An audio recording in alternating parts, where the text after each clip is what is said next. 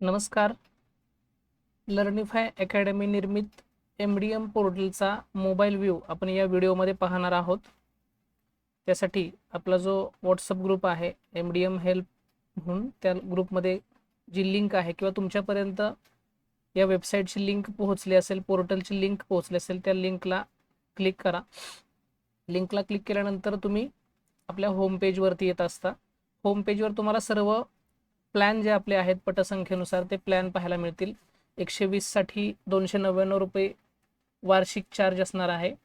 त्यानंतर 250 पट असेल तर 399 रुपये आपल्याला सबस्क्रिप्शन चार्ज आहे. 500 पटसंख्येपर्यंत 499 रुपये सबस्क्रिप्शन चार्ज, 1000 संख्येपर्यंत 699 रुपये आणि 2000 पटसंख्या असेल त्यासाठी आपल्याला 899 रुपये वार्षिक सबस्क्रिप्शन असणार आहे. यानुसार आपल्याला जो प्लॅन पाहिजे तो प्लॅन निवडून आपण पुढे जायचं आहे. त्याचबरोबर खालच्या बाजूला तुम्हाला हे पोर्टल कशा प्रकारे काम करतं हे व्हिडिओ स्वरूपात तुम्हाला इथं पाहायला मिळेल.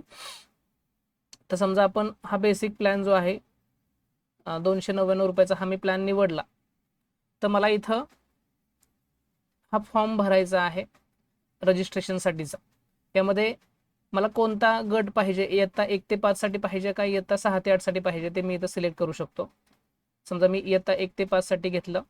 त्यानंतर इथं शिक्षकाचं नाव मला लिहायचं आहे.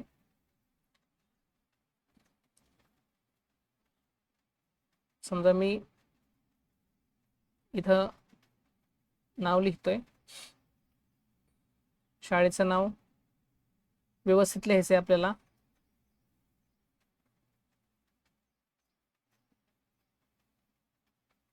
असं मी लिहिलं. UDIS नंबर जो काय असेल तो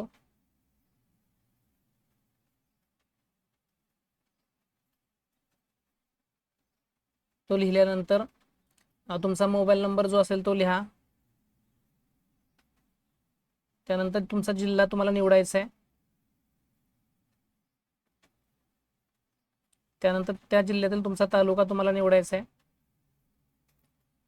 तुमचं केंद्र, क्लस्टर म्हणजे तुमचं केंद्र कोणतं आहे ते तुम्हाला इथं टाईप करायचं आहे, जे असेल ते. ही सर्व माहिती, त्याचबरोबर सगळ्यात महत्त्वाचं तुमचं युजर नेम तुम्हाला क्रिएट करायचं आहे. तुम्ही तुमच्या पद्धतीनं तिथं ठेवू शकता. फक्त लक्षात घ्या, युजर नेम तुम्हाला लक्षात ठेवावं लागेल आणि तुम्ही जो तयार करणार आहात तो पासवर्ड देखील तुम्हाला तयार करावा लागेल. म्हणजे पुन्हा लॉग इन करताना तुम्हाला तो युजर नेम आणि पासवर्ड वापरून लॉग इन करायचे. ही सगळी माहिती भरल्यानंतर तुम्हाला create account and continue to payment या ऑप्शनला क्लिक करायचं आहे. मग आता मी काही गोष्टी इथं भरलेल्या नाही आहेत, तर इथं मला पुढे जाता येणार नाही. मात्र तुम्ही इथं ह्या सगळ्या गोष्टी भरल्यानंतर create account and continue to पेमेंटला क्लिक करा. तुम्ही पुढे पेमेंट पेजला जाल, पेमेंट करून घ्या तुमच्या प्लॅननुसार आणि मग तुम्हाला जे तुम्ही युजर नेम आणि पासवर्ड ठेवलेला आहे त्यानुसार तुम्हाला इथं वरच्या बाजूला लॉग इनला क्लिक करून युजर नेम आणि पासवर्ड टाकून तुम्हाला इथं लॉग इन करायचं आहे. बघा, लॉग इन केलेलं आहे मी. लॉग इन केल्यानंतर तुम्हाला हे जे ॲप्लिकेशन आहे हे कशा प्रकारे दिसते हे आपण पाहतोय. इथं सगळी माहिती आहे आपली. बघा, आता याच्यामध्ये प्रोफाईलचे डिटेल्स आहे सुरुवातीला. त्यानंतर आज इथं हॉलिडे म्हणून आहे पा. त्यानंतर इथं खालच्या बाजूला आपल्याकडे स्टॉक किती आहे आपल्या शाळेमध्ये सध्या तो स्टॉक दिसतोय बघा आजच्या तारखेचा. आणि त्यानंतर मग खाली काही ऑप्शन्स तुम्हाला दिलेले आहेत. तसेच इथं डाव्या बाजूला ही ऑप्शन्स आपल्याला पाहायला मिळतात. आता इथं काय काय आहे पहा. ज्यावेळेस आपण प्रथम लॉग इन या पोर्टलवरती करणार आहोत त्यावेळेस सगळ्यात पहिली गोष्ट आपल्याला इनिशियल स्टॉक भरायचा आहे. इनिशियल स्टॉक म्हणजे तुमचा 1 एप्रिलचा जो शिल्लक साठा आहे तो इथं तुम्हाला नोंदवायचा आहे. इथं मी ऑलरेडी नोंदवून ठेवलेला आहे, लक्षात घ्या. त्यामुळे इथं मी पाहू शकतो मला प्रत्येक जे काही इन्ग्रेडियंट आहे त्या इन्ग्रेडियंटचा साठा इथं मला भरण्याची सुविधा उपलब्ध आहे. हे सगळं भरून झाल्यानंतर आपल्याला इथं सेव्हला क्लिक करायचं आहे. हा ओपनिंग स्टॉक तुमचा सेव्ह होऊन जाईल. त्यानंतर पुन्हा तुम्ही काय करू शकता, स्टॉकमध्येच बघा खालचा दुसरा ऑप्शन जो आहे तो आहे स्टॉक रिसिव्ड. म्हणजे तुम्हाला जर काही प्राप्त झाला असेल माल तर तुम्ही तो या ठिकाणी तारीख, त्यानंतर साहित्य तुम्हाला जे काही प्राप्त झालेलं आहे ते प्रत्येक इन्ग्रेडियंट निवडून आपल्याला इथं सेव्ह करायचं आहे. त्यानंतर लोकसहभागातून आपण काही घेतलं असेल ते इथं आपल्याला टाकायचं आहे. त्यानंतर काही खराब झाला असेल तर डॅमेज्ड स्टॉकमध्ये आपण तो नोंदवू शकतो. हे झालं स्टॉक. हे एकदा आपल्याला वन टाइम ॲक्टिव्हिटी आहे. हे करून झाल्यानंतर आपल्याला मेनू सेटअप ऑप्शन आहे पहा. मेनू सेटअपमध्ये आल्यानंतर मंथली कॅलेंडर एक महत्त्वाचा कन्सेप्ट आहे. म्हणजे तुम्हाला तुमचं स्वतःचं कॅलेंडर इथं सेट करण्याची सुविधा आहे. इथं सुरुवातीला तुम्ही ॲडमिन मास्टर कॅलेंडर वापरू शकता, जे की लर्निफायने तुम्हाला सेट करून दिलेलं आहे. ते नसलं वापरायचं, आपल्याला स्वतः तयार करायचं असेल तर कस्टम कॅलेंडरला क्लिक करा. इथं सर्व तारखा आणि वार येतील. त्या ठिकाणचा तुम्हाला मेनू जो काय आहे तो तुम्ही इथं बदलू देखील शका. इथं मी व्हेजिटेबल पुलाव असं लिहिलेलं आहे, तर मला ते नको आहे, मला दुसरा मेनू घ्यायचा आहे, तर मी तो कुठलाही मेनू इथं घेऊ शकतो आणि सेट करू शकतो. त्याचबरोबर इथं जर सुट्टी असेल तर मार्क ॲज हॉलिडेला क्लिक करा, नसेल तर काय आवश्यकता नाही आहे. असं तुम्ही मंथली कॅलेंडर तुमचं महिन्याच्या सुट्ट्या, त्यानंतर महिन्याचा मेनू तुम्ही प्रॉपर व्यवस्थित सेट करून घ्या. हे एकदाच करायचं आहे आपल्याला. आणि सेव्ह कॅलेंडरला क्लिक करा. तुमचा कॅलेंडर सेव्ह होऊन जाईल. सेव्ह झाल्याच्या नंतर आता आपल्याला पुढं इथं रेसिपी फॉर्म्युला जे आहे आता हे बघा, इथं आपण जे काही शासकीय परिपत्रक आहे त्या परिपत्रकाप्रमाणे आपण हे करून दिलेलं आहे, ॲडमिन स्टँडर्ड फॉर्म्युलाज. पण हे तुम्हाला नको असेल, ह्यात थोडंसं तुम्हाला काही चेंजेस तुमच्या इकडे पाहिजे असतील, कारण स्थानिक समजा कोकणामध्ये काही मेनू वेगळे आहेत, पश्चिम महाराष्ट्रामध्ये काही मेनू वेगळे आहेत, विदर्भामध्ये काही मेनू वेगळे असू शकतील. तर त्यासाठी तुम्हाला काय करता येईल, कस्टम फॉर्म्युलाज क्रिएट करता येतील. मग तुम्ही इथं कस्टम फॉर्म्युलामधून इथं जे काही आपले मेनू आहेत, हे मेनू दिलेले आहेत, हे मेनू तुम्ही इथं कुठलाही मेनू घेऊ शकता आणि त्या मेनूतले जे काही प्रमाण आहे ठरलेल्या साहित्याचं ते तुम्ही बदलू शकता. किंवा तुम्हाला यामध्ये असं वाटतं की आमच्या इकडे यापेक्षा वेगळा काहीतरी मेनू आहे, तर तुम्ही आपलं जे हेल्पचा ग्रुप आहे त्या ग्रुपवर तसं सजेस्ट करा की आमच्याकडं हे मेनू याच्यापेक्षा वेगळे काही मेनू आहेत, तर तुम्हाला ते मेनू देखील याच्यामध्ये आपण ॲड करण्याची सुविधा उपलब्ध करून देऊया. इथं तुमचं कस्टम फॉर्म्युला देखील तुम्ही इथं सेट करू शकता. इथं बघा खाली प्रमाण दिलेलं आहे प्रत्येक ह्याचं. हे प्रमाण ॲज पर परिपत्रक आहे. तुम्हाला जर बदलायचं असेल तर तुम्ही निश्चितपणे बदलू शकता. ठीक आहे.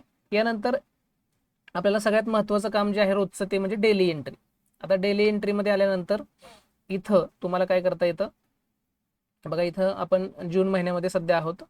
समजा तुम्हाला 1 तारखेचं इथं पट वगैरे सगळं माहिती भरायची आहे, तर तुम्ही इथं भरू शकता. किंवा आपण एक असं करूया, एप्रिलमध्ये जाऊयात आपण, कारण एप्रिलमधल्या आपल्याला स्टॉक किंवा डेली एंट्रीज ज्या आहेत त्या भरायच्यात. मी 1 तारखेला आलो आणि सेट म्हटलं. बघा एप्रिलचं कॅलेंडर इथं ऑलरेडी मी सेट करून ठेवलेलं आहे आणि एप्रिलचा डेली एंट्री देखील मी भरून ठेवलेले आहेत. बघा डेली एंट्री इथं भरल्यानंतर त्यानुसार इथं खाली तुमचं सर्व जे काही धान्यादी माल आहे त्याचं सगळ्यांचं कॅल्क्युलेशन होऊन तुम्हाला इथं अगदी इंधन भाजीपाला अनुदानासह तुम्हाला सगळं इथं तयार होऊन मिळणार आहे. पूरक आहार तुम्ही दिला असेल तर पूरक आहार नोंदवण्याची सुद्धा इथं सोय करून ठेवलेली आहे आपण, की तुमच्या अहवालामध्ये ते येऊन जाईल. तर अशा प्रकारे अगदी कुठल्याही दिवसाचा तुम्ही तारीख सिलेक्ट करा. 13 एप्रिलला मी गेलो, 13 एप्रिलचं मी सेट करून ठेवलेलं आहे. किंवा आणखी मला वाटलं नाही, मला दुसरं आणखी एखाद्या तारखेचं पाहिजे, तर 30 एप्रिलला मी गेलो, 30 एप्रिलचं मी भरून ठेवलेलं आहे. त्याचप्रमाणे तुम्ही मे महिन्यामध्ये गेला, मे महिन्याच्या 8 तारखेचा इथं बघा पट काही लिहिलेला नाही आहे, आपण एक टाकून बघूयात. एकूण पट समजा मी 22 लिहिला, 1000 विद्यार्थ्यांची संख्या 22 आणि वापरलेली ताटे मी 20 लिहितो. 20 विद्यार्थ्यांनी त्या दिवशी पोषण आहार घेतला असं समजूया आपण. तर 20 प्रमाणे हे सगळं जे कॅल्क्युलेशन्स आहे ते कॅल्क्युलेशन तुम्हाला इथे तयार होऊन मिळणार आहे आणि हे तुम्हाला सेव्ह करायचं आहे. फक्त एवढंच काम तुम्हाला डेली बेसिसवर करायला लागेल. किंवा डेली बेसिसवर नसेल करायचं तुम्हाला, तर महिन्याच्या शेवटी एक अर्धा पाऊण तास वेळ देऊन तुम्ही सगळ्या एंट्री केल्या त्या महिन्यातल्या प्रत्येक दिवसाच्या, की तुमचं काम झालं. हे काम झाल्यानंतर आपण सगळ्यात महत्त्वाचं जातो ते म्हणजे रिपोर्ट सेक्शनकडं, आणि इथं तुम्हाला सगळे रिपोर्ट इथं जनरेट होतात. कसे पहा, मंथली रिपोर्टमध्ये गेलो मी, आता मला एप्रिल महिन्याचा रिपोर्ट पाहिजे. मंथली रिपोर्ट मी क्लिक केलं. मंथलीमध्ये 2 ऑप्शन ठेवलेत आपण, दैनंदिन आहार नोंदी म्हणजे दैनंदिन नोंदवही जे आपण भरतो तो रिपोर्ट देखील इथं जनरेट होणार आहे, किंवा मासिक जो आपल्याला ऑफिसला द्यायचा असतो रिपोर्ट तो देखील इथं जनरेट होणार आहे. मी दैनंदिन नोंदीवर क्लिक केलं, महिना सिलेक्ट केला एप्रिल आणि व्ह्यू रिपोर्ट म्हटलं मी. व्ह्यू रिपोर्टला क्लिक केल्यानंतर तुम्हाला इथं खालच्या बाजूला प्रत्येक दिवसाचा अगदी बघा इथं व्यवस्थित तुम्हाला पाहता येईल. जसे आपण दैनंदिन नोंदवही भरतो त्या पद्धतीने सगळा रिपोर्ट तुम्हाला इथं जनरेट झालेला पाहायला मिळणार आहे. 15 दिवसाचा वरच्या एका पेजला येईल आणि 15 दिवसाचा दुसऱ्या पेजला येईल. त्याचबरोबर खाली ही सगळी काही माहिती ती आवश्यक इंधन भाजीपाल्यासह सगळे असेल आणि खाली सहीला तुम्हाला जागा असणार आहे. इथं तुम्ही डाउनलोड PDF करू शकता. डाउनलोड PDF केल्यानंतर ती PDF स्वरूपात तुम्हाला इथं डाउनलोड होऊन मिळणार आहे. अशा प्रकारे बघा, इथं हा पहिला पेजचा व्ह्यू आहे आणि हा दुसऱ्या पेजचा व्ह्यू आहे. माझ्या मोबाईलचं थोडंसं सेटिंग वेगळे आहे, त्यामुळे इथं डायरेक्ट डाउनलोड ऑप्शन मला मिळणार नाही, मात्र तुम्हाला डिरेक्टली इथं डाउनलोड करता येणार आहे, किंवा इथं सेव्ह ॲज PDF करा, तुमच्याकडे ती PDF स्वरूपात सेव्ह झाली असेल. सेव्ह झाली पहा, मी इथं PDF ती ओपन करतोय.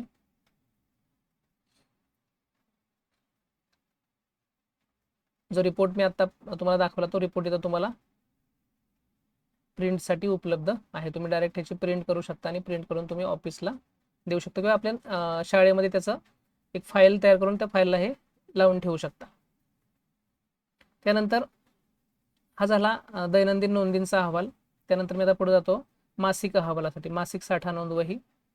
व्ह्यू रिपोर्टला मी क्लिक केलं तर तुम्हाला खालच्या बाजूला तुमचा मासिक अहवाल, प्रत्येक इन्ग्रेडियंटचा मागील शिल्लक किती, प्राप्त किती, उसना किती घेतला, एकूण स्टॉक तुमचा, त्यातून खर्च किती झाला, खराब किती झाला असेल तर तो, आणि शेवटी शिल्लक ही क्लोजिंग बॅलन्स त्या महिन्याचा.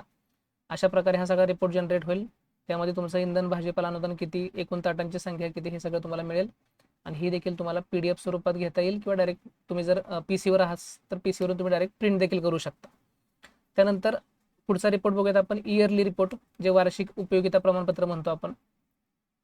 तर तांदूळ आणि इतर धान्य माल असे 2 रिपोर्ट आपण ठेवले. तांदळाचा एक रिपोर्ट सेपरेट निघेल तुम्हाला, आणि धान्य उपयोगिता जी आहे ती वेगळी निघेल. तांदळाचा रिपोर्ट बघूयात आपण.